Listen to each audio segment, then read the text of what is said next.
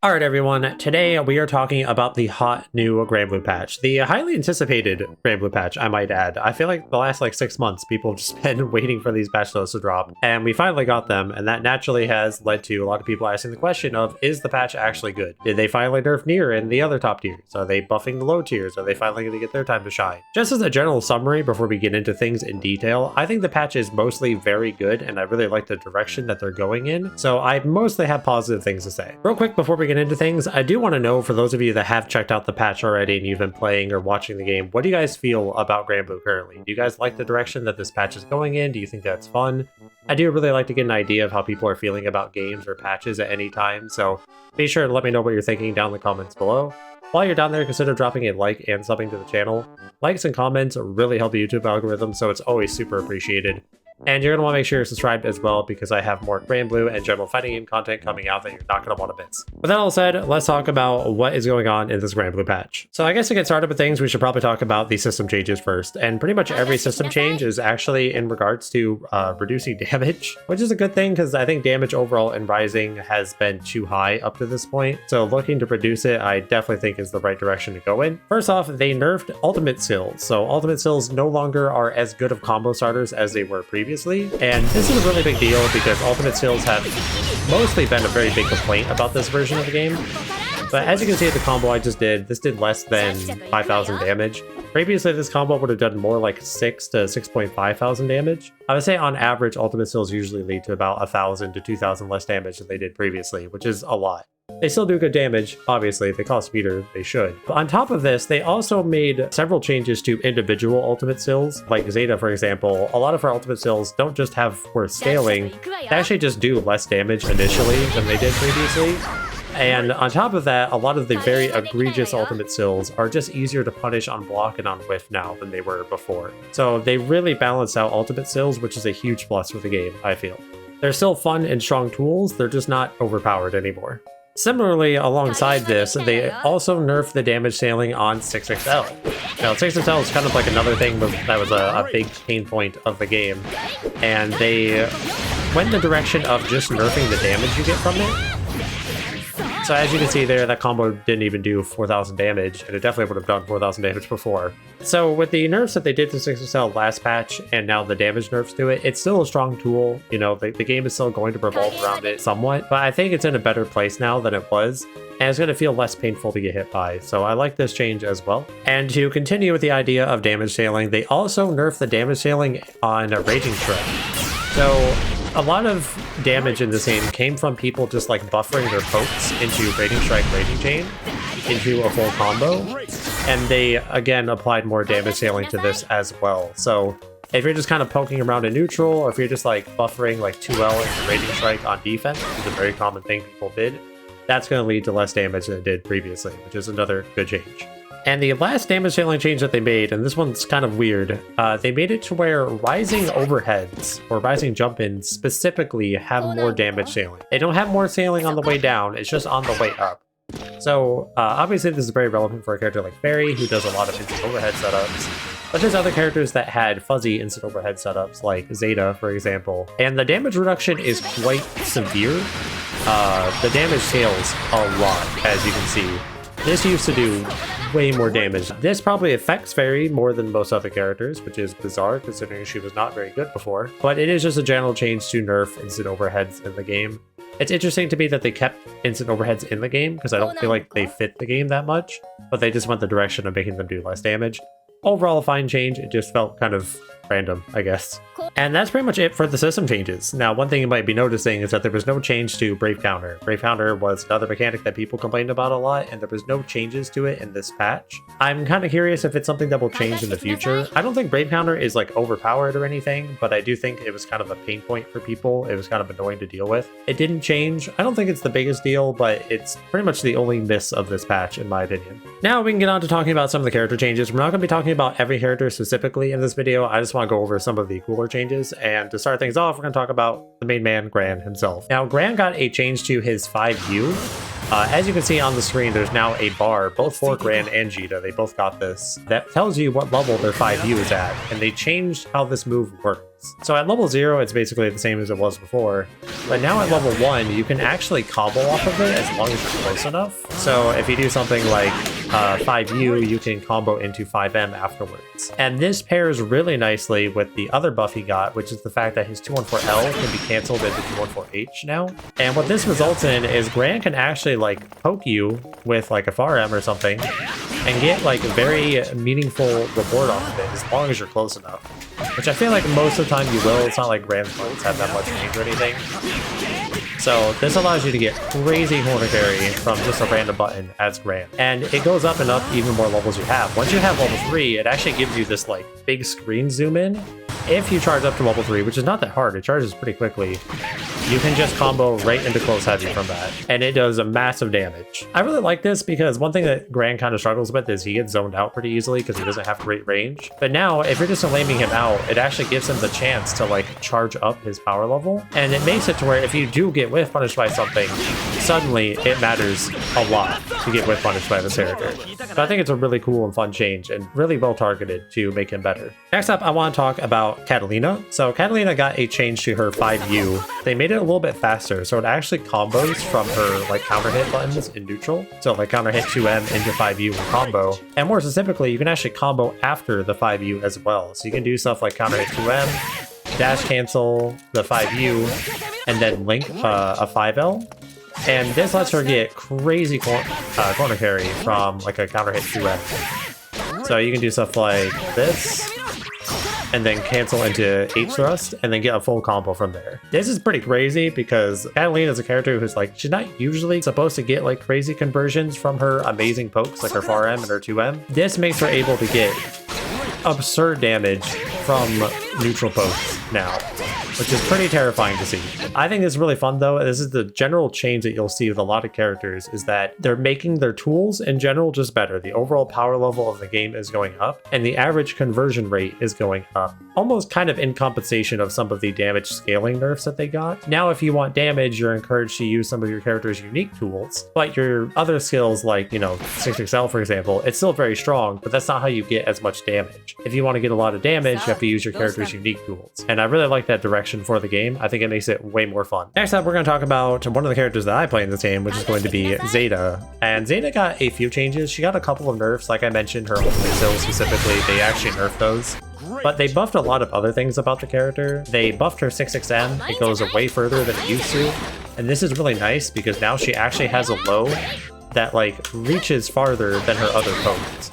So if people are just walking backwards trying to make you whiff, you actually have a way to stop them from doing that, which is pretty cool. More importantly though, and this is a change that I'm really happy about, is they buffed her 5U finally. You're noticing that they actually buffed a lot of 5Us in this version specifically. Kind of going with that trend of like they're trying to buff character unique tools, which I think is really fun. So something's always bothered me about Zeta is that she has a spear, but she's not really like a poking character that much. And this change that they made to her 5U really helps with that. So what did they do to it? Well, the biggest thing is that they made it to where it's faster and she moves forward quicker when she does it. And what this results in is that it actually makes it to where it is a combo from her pokes, first of all. And this is really nice because Zeta had a problem where her only way she could convert before was using Spear of Arbus. However, this move is punishable on block, so if you just like threw it out or whatever, people would be able to punish you. Spoilers, they actually made it safer in this patch, which is really funny to me. It has more pushback now, so it's harder to punish on block. But this also means that when you're a neutral, you can just do stuff like 2M buffered into 5U, and if it hits, cool, you can just, you know, go for a combo and you get a knockdown on hit where you can, you know, kind of run up behind it, meaty with 6XL or something like that. But if they block it, you just go back to neutral, which is what I feel like the character should have been doing this entire time. And this even works from her light, so even stuff like 2L combos into 5E, 5L combos into 5E. I feel like it makes the character play so much more like she was supposed to, and ever since Vanilla Granblue, her 5U has never been particularly relevant, but I feel like it's really good now, and really kind of rounds out the character to do what I feel like she should have been doing all along. So while they did nerf her ultimate skills, I feel like they pushed her in a direction that makes her way healthier and way more engaging to play as a character, so I'm really happy with it. Vira is another character that got a bunch of crazy changes actually. So first of all, they made her walk speed way faster, like she walks forward insanely fast now. And on top of this, they also made her dash speed way faster. She gets to like her top speed quicker than she did before. So those are two already big buffs. Movement speed buffs can never be understated in this type of game, for sure. Another change that they made is they made it to where her the unique version of her projectile specifically, it causes a crumple state on hit now, and you can actually combo into this from a auto combo, specifically on crouch. It has to be a crouch confirmed. If they're standing, it won't combo. But on crouch, it will combo, and the reason this is relevant is that this lets her combo into her command throw. And comboing into her command throw is how she gets into her install outside of spending 100 Vira. This is a big change for the character because this now means she has a 50-meter way to go into her install, albeit situational, as opposed to always needing 100 Vira to go into the install super. So that's a big gameplay change for the character, and it's going to make her feel a lot more fun to play, I imagine. And on top of that, they also made it to where her air dash is faster than it used to be. So you can use her air dash for way more movement related things in neutral. The other thing they did as well is that they made her JM air dash cancelable. Against tall characters on the ground, you can take advantage of this, and even in air hit situations, you can also take advantage of it. What you do with this entirely, I don't know because I don't play Vira. But in general, they seem to be making Vira way more about movement and giving her way more accessibility to her install, which I think is a good thing to do with her because she kind of lacked identity, I feel, in this version of the game. But this helps her stand out a lot more. Now, lastly, for the buff characters I want to go over, I want to talk about 2B real quick because 2B got a lot of changes in this patch. So they did nerf a couple of things. Her 5M doesn't go as far as it used to, which is definitely a notable nerf. And they also made it to where her double jump and her pod move cost skill gauge. They did not cost skill gauge before. So that is kind of a big nerf for sure. One compensation for this is that she can actually just stay on the pod as long as she wants, as long as she has skill gauge, which is kind of funny. It's still overall worse, but it's funny. But she got a slew of buffs to her special moves to compensate. So first of all, they buffed some aspects of the skill gauge regeneration, so she's able to get skill gauge back a little bit more conveniently this patch, which is nice. And as a general thing, they made all of her ultimate skills, they only cost 3 skill gauge now, as opposed to the 4 that they did previously. So everything from her DP, from 2-2U, to the ult beam, all of them all cost 3 bars now instead of 4, which is very nice. The biggest buff that she got, and the craziest one, is that they buffed her 2-2H. And this move was never really used very much before for a lot of reasons, but one of the things that they did to it, and the reason why it's probably going to be seen a lot in this patch, is that when you throw somebody, you can combo off your throw with the 2-2H now, which is a crazy buff. It is actually insane how good of a buff that is.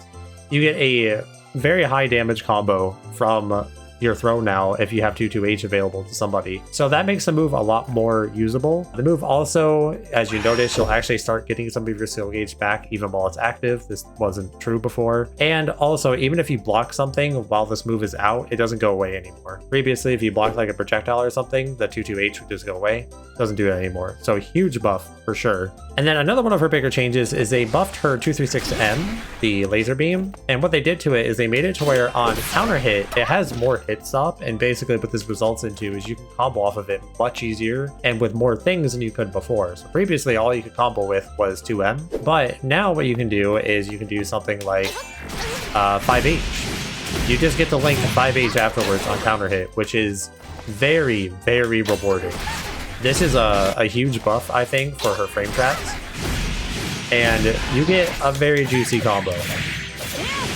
So that was 5,000 damage, and that wasn't even fully optimal. So this is really fun because this kind of like makes her block strings better, because this move is a very good frame trap tool. And now if the opponent's caught mashing, they're going to take a lot of damage for it. And I just like it because it gives 2B access to a very fun combo route. I like doing this combo a lot, so big fan of that change. She got a bunch of other buffs as well, but those are the 2 bigger ones, I feel. Alright, let's talk about Nier. So this is obviously the most notorious character in this game. She has been the best character in the game for this entire time, and everyone has hated her this whole time. So what did they do to her? I think that they changed her very substantially in this version of the game. So previously she had the 13 stocks of her puppet, and basically there was no way to regain them. She just had 13 for the whole game. And this ended up being way too good. The way it works now is that she still has 13 stocks, and every time you use a move, it will cost a stock. Some moves cost more, so if you do like an ult skill, it'll cost 2, for example. And as long as death is on the screen, you won't notice anything is different. But as soon as death is either hit or called away by Nier, you'll notice that it causes the gauge to appear. This gauge regenerates slower the more stocks that you use before unsummoning death or before death gets hit. This creates a risk reward game where, sure, you can dump a bunch of stocks in your combo or in your block string, but if you're doing a bunch of things with death, you know, and you're doing your long combos and all of that, It comes at the downside of eventually you have to call death away, and then that's going to be a long period of time where you don't have death available and you have to play without death. This is just a massive change of how Nier plays. I don't even know how much of a nerf it is per se, but I think it makes the character way more interesting to play. This also comes with a bunch of nerfs to her normals. They nerfed her 2M, they nerfed her 5M, they nerfed her 2U. They also finally nerfed her DP, like for real this time, in that it actually isn't armored. She does not have a armored reversal or anything anymore outside of spending the unique version, which is fine. Every character has a metered reversal like that. So HDP no longer has armor, and this also means that, you know, if the puppet is like on you, you don't have to worry about trying to hit the puppet and getting armored by the DP. So she doesn't have that mind game anymore, which is actually a big nerf. So she's worse, you know, defensively because she doesn't have a DP, but also her puppet mind games are worse as well. Now, to compensate for all of this, they did make it to where her 5U, when the puppet is down, does generate the gauge a little bit. And this encourages Nier players to find combos where she's able to combo into 5U, which I think is really cool. I like the direction that they're pushing Nier in. I don't know how much worse she is overall because she was really broken before, but I think she's overall a healthier design than she was before. So even if she is good, it's going to be less painful to fight against. Now, Siegfried was one of the other very notorious top tiers of this game, and one particular tool was the thing everyone would usually complain about. Like I say, at 2M, they didn't nerf that for some reason, but they nerfed his H fireball. So before, his H fireball hit very high, you couldn't really jump over it, and also it would move very slowly across the screen to where he'd be able to like run in behind it and get offense. Pretty much how his Empire would work. You'd be able to run in behind it. But the change, as you can see, is that it doesn't hit as high anymore and it doesn't go full screen. And it's way faster, so he doesn't even get to run in behind it. The only compensation to this is that they made it extremely advantageous on blocks. So this is really good for pressure now, but it is not an auto-neutral tool anymore. And I think this gives Siegfried an actual proper weakness that you can take advantage of. And I like that. And lastly, for the nerf characters, we have Six, who is, you know, kind of one of the big three. It was always Nier, Siegfried, and Six as the complained about characters being too good. And while he did get a couple of changes, the biggest nerf that he got is the fact that he has 2,000 less life. Now, I'm not really happy about how they changed him because I don't think just giving a character low life makes them like fun to fight against. But now, when you hit Six, he actually just explodes. So when you have a Six player who just like really doesn't want to block, wants to RTS all day, when you hit them, it actually really matters now.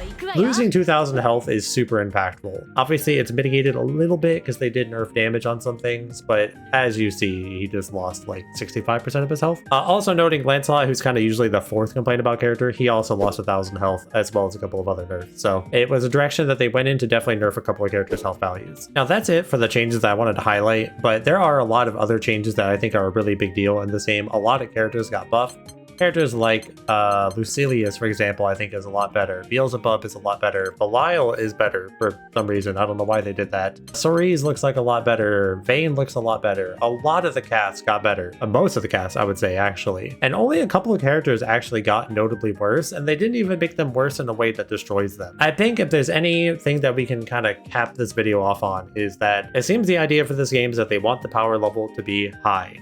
They want characters to have very strong tools, and they want the game to be relatively explosive, but they don't want it to be explosive off of generic tools. If you want to get explosive damage, you have to hit the opponent with something specific, which I think is a fine direction to go in ultimately. So yeah, does this patch change every single thing everyone wanted? Probably not, but I think it's a great step in the right direction, and I think this is more in line with what the game was probably supposed to be on launch, so I'm a big fan of it personally. And with that, I'm looking forward to getting to play this game again a lot more. So like I said, let me know down in the comments below how you guys feel about this version of the game, and you know, if you're interested in picking it back up and trying to play the game again. Thank you all very much for watching. I hope you enjoyed, and I'll see you in the next one.